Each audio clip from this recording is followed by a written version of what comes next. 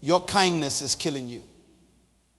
That smile, that endless availability, that inability to say no, it's not making you a better person, it's making you a lesser version of yourself.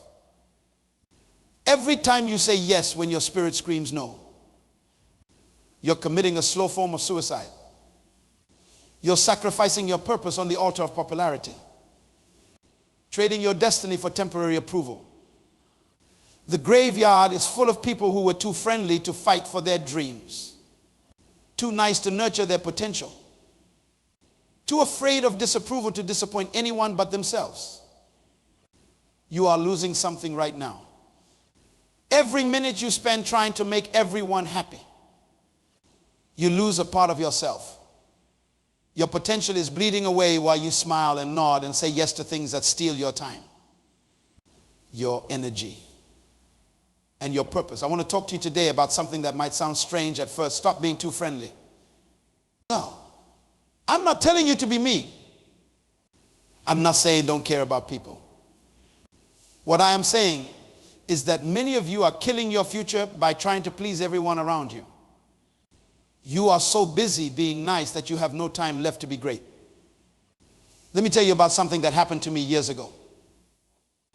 I was sitting in my office late one night, working on a project that wasn't even mine.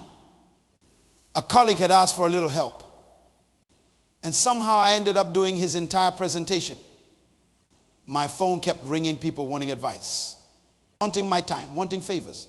And I said yes to all of them. My desk was covered with other people's priorities. My calendar was filled with meetings I didn't need to attend. My energy was spent on problems that weren't mine to solve. And there, buried under all those external demands, was a small notebook where I had written my own dreams, my own goals gathering dust, because I was too busy being friendly to work on what truly mattered. That night, I looked at my watch and realized it was 2 a.m. I had been at the office for 18 hours. I had missed dinner with my family. And for what? To be nice, to be light, to avoid disappointing people who probably wouldn't have done the same for me. I realized then that I wasn't being friendly, I was being foolish. I was sacrificing my purpose on the altar of popularity. Many of you are doing the exact same thing right now. You're saying yes when you should say no.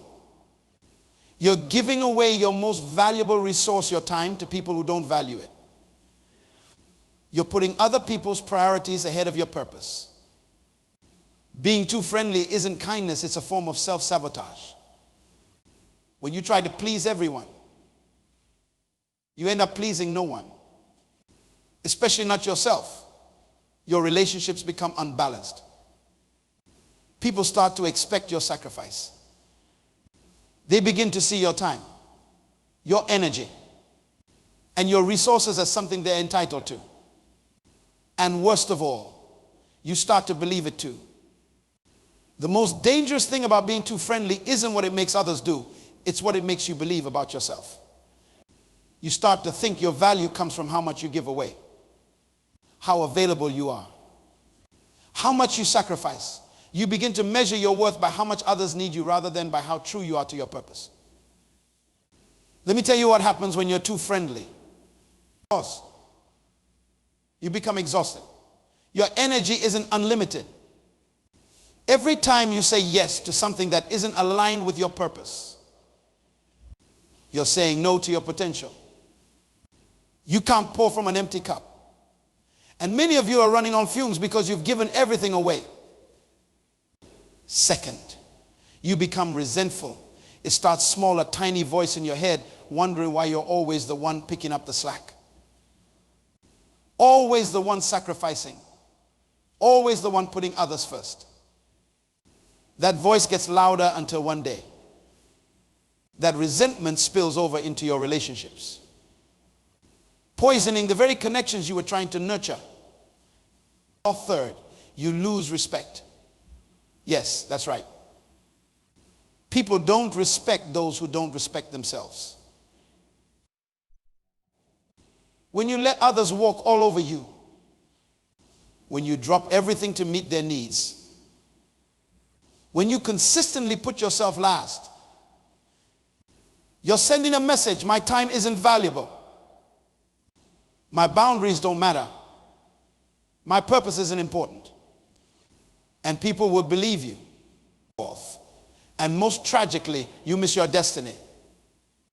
You were not born to be everyone's assistant. You were not put on this earth to make everyone comfortable. You were created with a specific purpose, with unique gifts, with a contribution that only you can make. But you can't fulfill that purpose if you're constantly derailed by every request, every need, every demand that comes your way. Now, let's talk about healthy boundaries. Boundaries aren't walls, they're bridges. They don't disconnect you from others. They create the conditions for authentic connection. When you have clear boundaries, people know what to expect from you. They know you value yourself and your time. And paradoxically, they value you more because of it. Think about the people you respect most. Are they the ones who are always available? Always saying yes? Always putting themselves last? Or are they the ones who have clear priorities? Who value their time? Who know when to say yes and when to say no? Setting boundaries isn't selfish, it's stewardship. You've been given gifts, talents, resources, and time. You're responsible for managing those things well. You're accountable for the life you've been given. Being too friendly often means being a poor steward of your purpose. Many of you are afraid that if you stop being so friendly, people won't like you anymore. Let me tell you a truth that might be hard to hear. If people only like you because you never say no, because you're always available, because you put their needs above your own, they don't really like you. They like what you do for them. They like the benefits of your sacrifice. They like the convenience of your availability. But they don't like you for who you are. Because in all that giving, you've lost sight of who you are. There's a big difference between kindness and being taken advantage of. Kindness comes from strength. It's a choice you make from a place of self-respect and abundance. Being taken advantage of comes from weakness. It's what happens when you don't value yourself enough to establish healthy boundaries. Kindness says, I see your need and I choose to help because I care.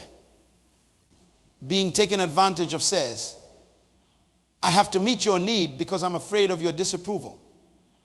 Kindness is giving what you can without resentment.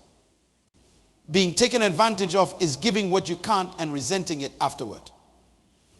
Kindness fills you up. Being taken advantage of drains you.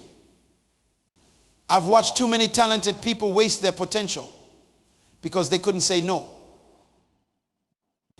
I've seen brilliant minds stuck in mediocrity because they were too busy meeting everyone else's expectations to pursue excellence. I've witnessed people with world-changing ideas never change a thing because they were too friendly to rock the boat. Don't let that be your story. Let me tell you about Marcus, a brilliant young man I mentored some years ago. When I first met him, he was working 80 hours a week at a job he hated because he didn't want to disappoint his boss. His weekends were consumed by family obligations, not because he wanted to be there, but because he couldn't bear to say no. His friends regularly took advantage of his generosity, borrowing money they never repaid, showing up at his apartment unannounced, expecting him to drop everything for them. Marcus was everyone's friend, but he had no time to pursue his own dreams. He wanted to start a business, but between his job and all his friendships, he could barely find time to sleep, let alone build something of his own. One day, I asked him a simple question, Marcus, what would happen if you disappeared tomorrow? He looked confused. So I explained, if you vanished, your company would hire someone else. Your family would find other ways to handle their issues. Your friends would find someone else to take advantage of. Life would go on without you. But your purpose, that unique contribution only you can make, would die with you. That hit him hard. He realized he'd been living as if his only value was in what he could do for others, not in what he was created to do. Over the next year, Marcus transformed his life. He set office hours and stuck to them. Despite his boss's initial resistance, he started saying no to family demands that weren't emergencies. He had honest conversations with his friends about their one-sided relationships. Some of those friendships ended, and that was painful but necessary. With his new boundaries, Marcus found time to work on his business idea. He started small, working evenings and weekends. As his business grew, he reduced his hours at his job. 2 years later, he quit altogether to run his company full-time. The most interesting part, the people who truly cared about Marcus, the ones who valued him for who he was. Not just what he could do for them, respected his boundaries. Those relationships grew stronger, deeper, more authentic. The relationships that couldn't survive his boundaries weren't worth keeping in the first place. Today, Marcus employs 15 people.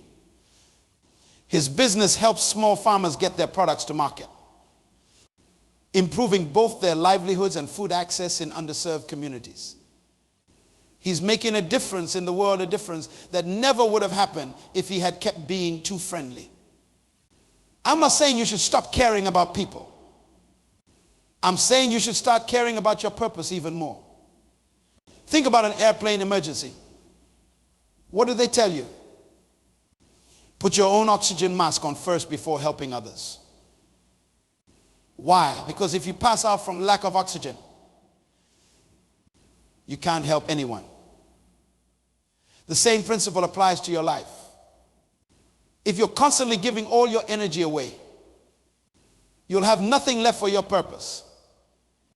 And if you never fulfill your purpose, the world loses the unique contribution only you can make. Your time is not a renewable resource. Once it's gone forever. Every minute you spend on activities that don't align with your purpose is a minute you'll never get back. Every yes to something that doesn't matter means a no to something that does. Stop being too friendly with your time. Stop being too generous with your energy. Stop saying yes when your spirit is screaming no. This isn't about becoming selfish. It's about becoming focused. It's about recognizing that you can't be all things to all people. And you weren't meant to be. It's about understanding that the greatest gift you can give to the world isn't your compliance or your constant availability. It's your authentic contribution. Your purpose fulfilled. Your potential realized. Many people live their entire lives without ever drawing a line. Without ever saying, this far and no further.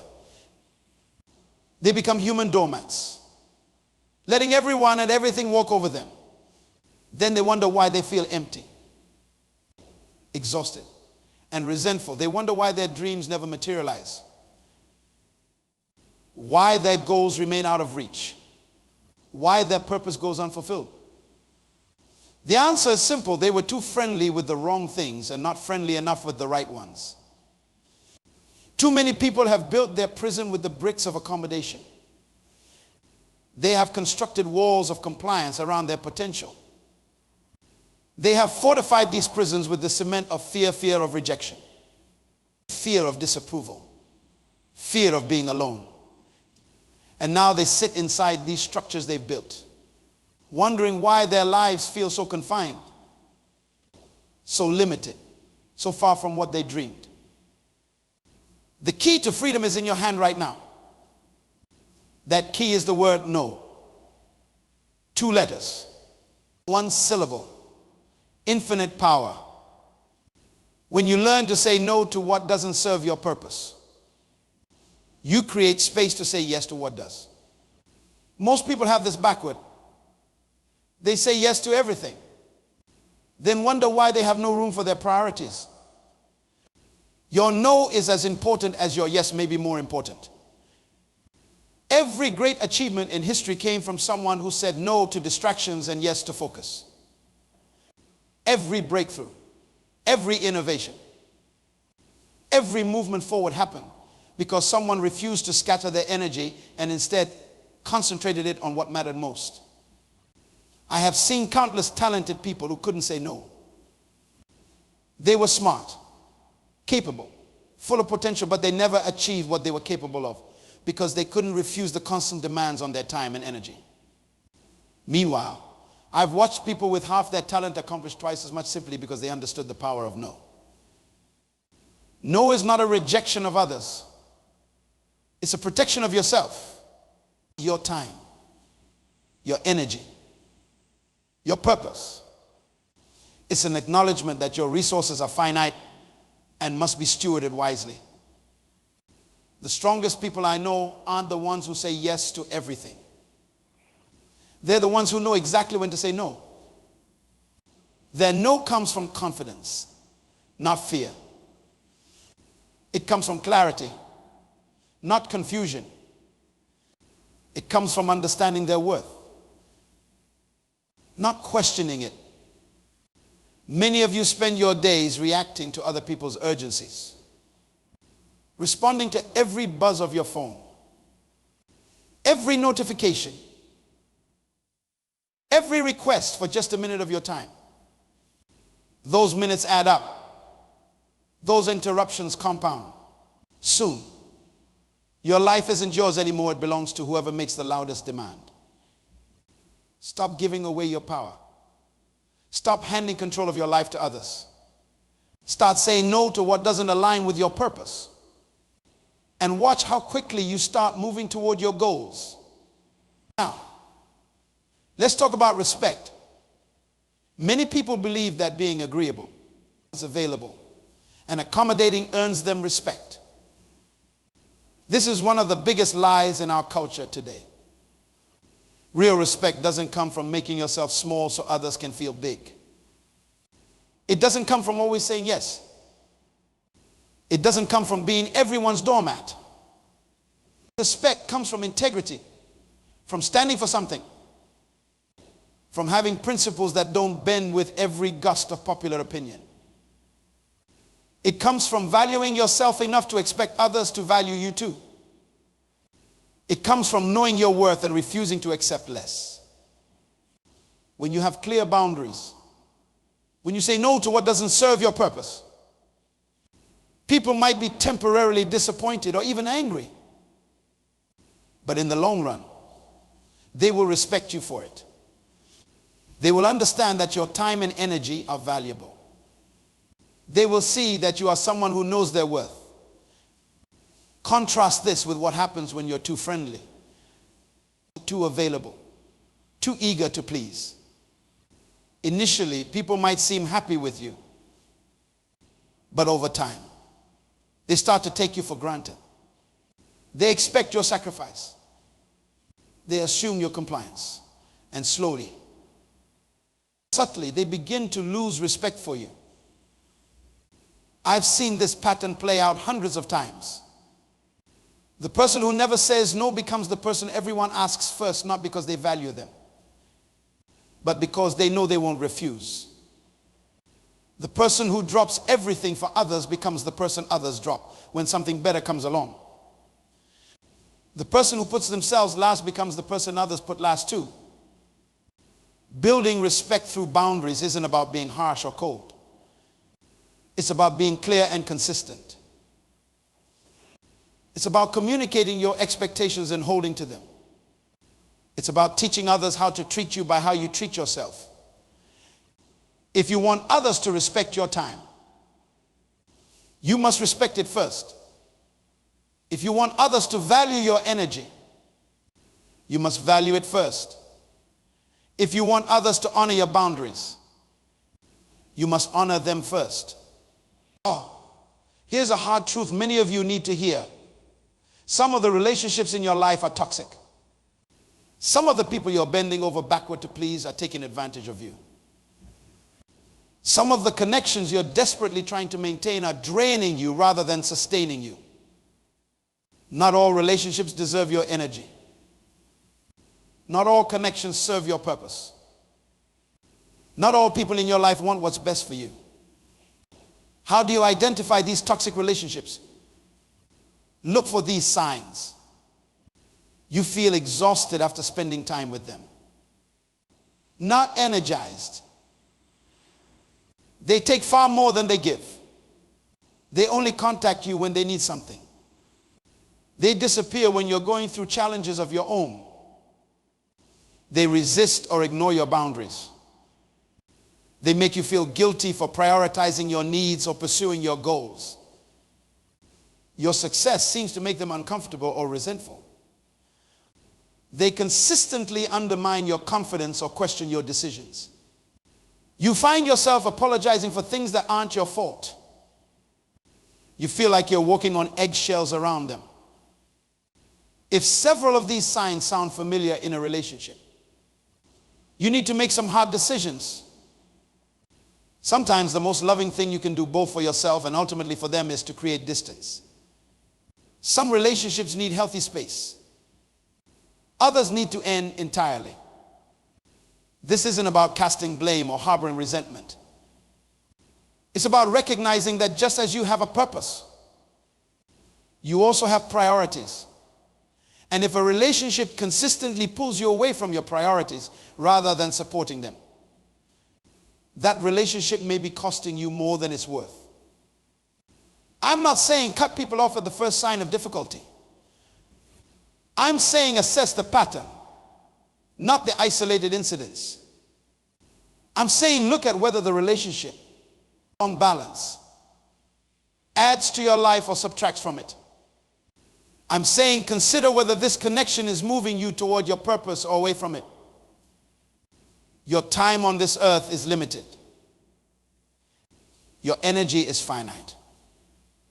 You cannot afford to invest these precious resources in relationships that deplete you rather than develop you. This brings me to a critical point. Your purpose and your priorities must align. Many people claim to know their purpose but set priorities that contradict it completely. They say they want to build a business, but prioritize watching TV over working on their business plan. They say they want to be healthy, but prioritize convenience over nutrition. They say they want deeper relationships, but prioritize social media over real conversations. Your priorities reveal your true purposes, not the ones you talk about, but the ones you actually live by. If you want to know what you're really committed to, look at how you spend your time, your energy, your money. Look at what you say yes to and what you say no to. Look at what gets your best and what gets your leftovers. If your current priorities don't align with your stated purpose, one of two things must change.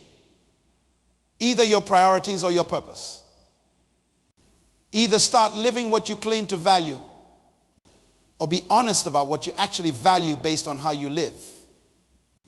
Being too friendly often leads to a total misalignment between purpose and priorities.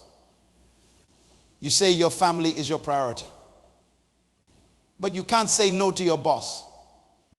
So you miss your child's recital. You say your health is your priority, but you can't say no to social obligations. So you skip exercise and sleep. You say your business is your priority, but you can't say no to distractions.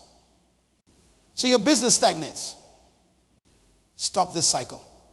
Align your priorities with your purpose by learning to say no to what doesn't move you forward.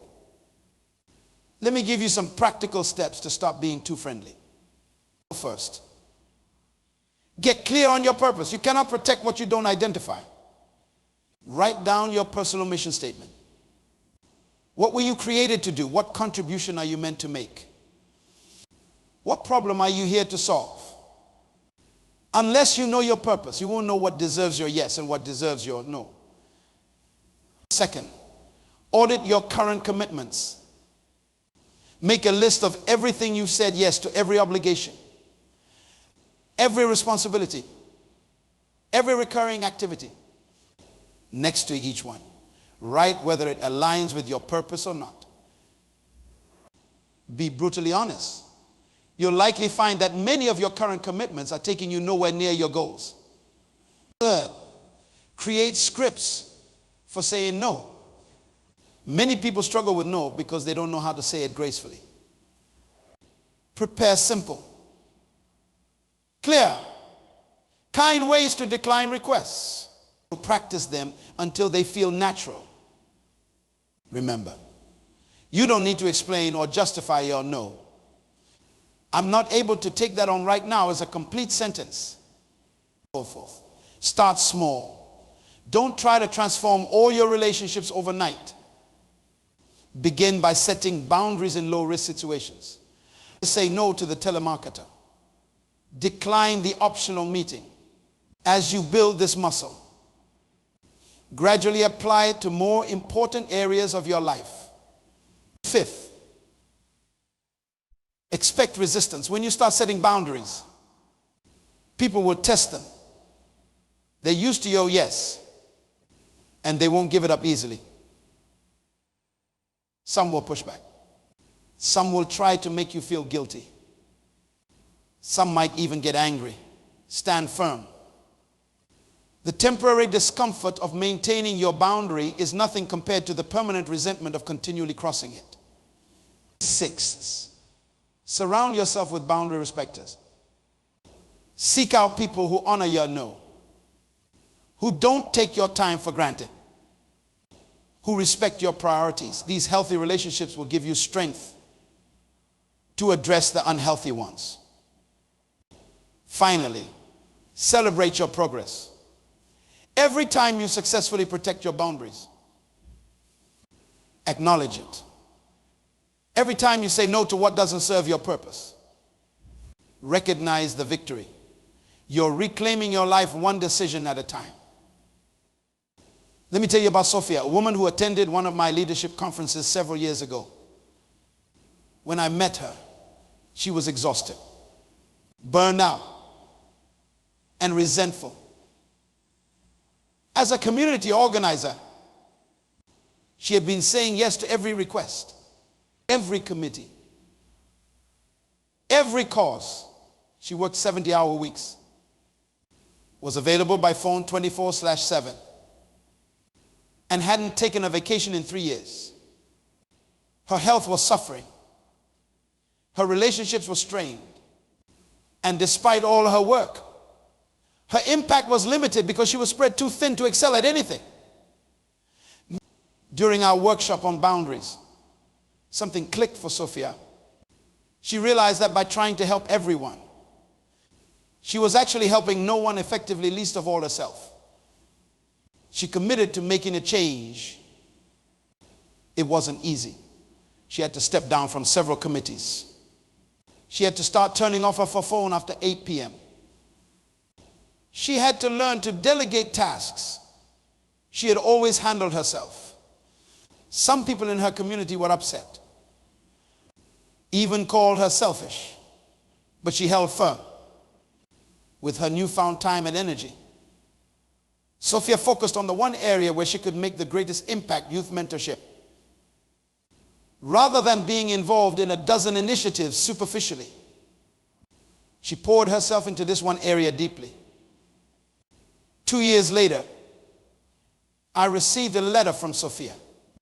Her youth program had expanded to 3 locations and was showing measurable results in keeping at-risk teenagers in school. She had trained 10 other mentors who were now leading their own groups. She had secured stable funding through grants. She actually had time to write properly. Her health had improved dramatically. Her closest relationships were stronger than ever. And here's what struck me most: the very people who initially resisted her boundaries were now among her biggest supporters. They respected her focus, her clarity, her results. by stopping being too friendly. Sophia had actually increased her positive impact on her community. Your story can follow a similar path.